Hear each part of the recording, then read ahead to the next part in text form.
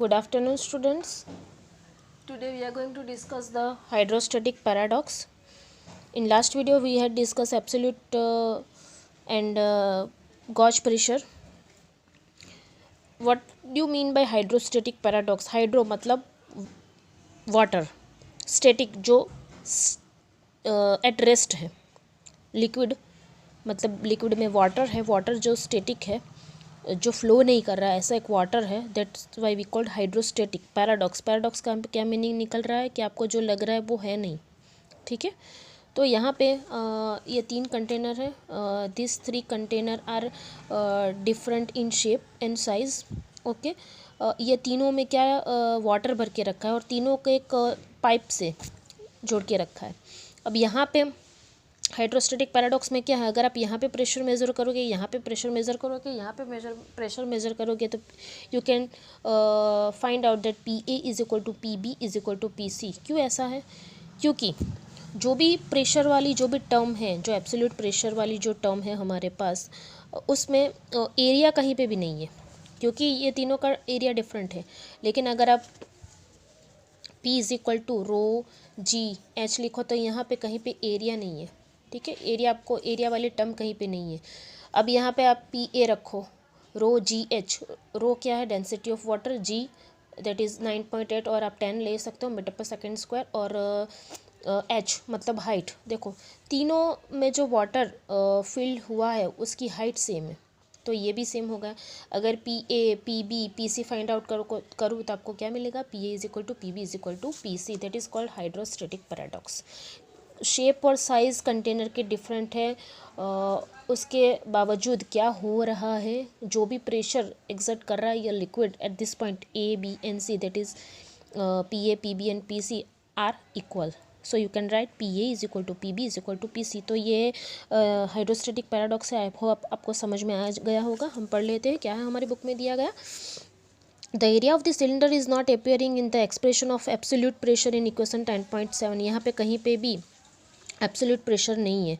Sorry, absolute pressure में कहीं भी एरिया नहीं है. The height of the fluid column is important. अब कौन क्या इम्पॉर्टेंट है?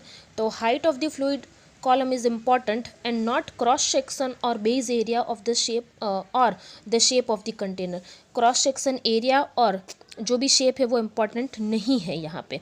ऐसा यहाँ पे कहा गया है. The height of the fluid column is important and not cross section और बेस और the shape of the container.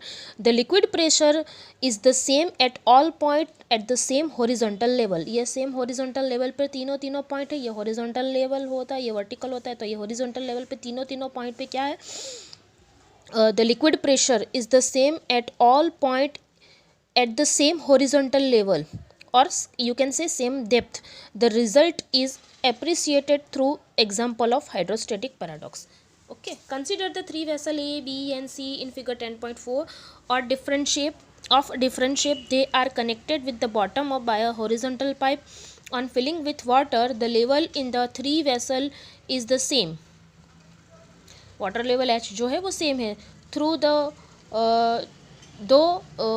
they hold different amount of water. यहाँ पे देखो अमाउंट जो भी वाटर का है वो डिफरेंट है, लेकिन जो हाइट है वो सेम है, ऐसा यहाँ पे बोला गया है. This is so because water at bottom has the same pressure below each section of the vessel. यहाँ पे सेम क्रिएट हो रहा है. P A is equal to P B is equal to P C. So you can say that the height of the fluid column is important, not the shape of the container. And the liquid pressure and the liquid pressure is same at all points at same depth. This fact is known as hydrostatic paradox. तो ये जो P है that is not depend upon size and shape, that is only depend upon the height of the water. Okay, तो ये है हमारा hydrostatic paradox. Now अब next video में हम देखने वाले हैं ये जो आपका बैरोमीटर और मैनोमीटर. ये जो 2 टॉपिक है, मतलब 2 जो इंस्ट्रूमेंट है, फर्स्ट इंस्ट्रूमेंट किसके लिए, सेकंड इंस्ट्रूमेंट किसके लिए वो लिए है, वो हम देखेंगे. ओके, तो आई होप आपको हाइड्रोस्टैटिक पैराडॉक्स समझ में आ गया होगा कि लिक्विड की जो हाइट है वही इम्पॉर्टेंट है, शेप एंड साइज़ और क्रॉस सेक्शन जो भी एरिया है वो डिपेंड नहीं, वो मैटर नहीं करता प्रेशर पे। Okay, thank you.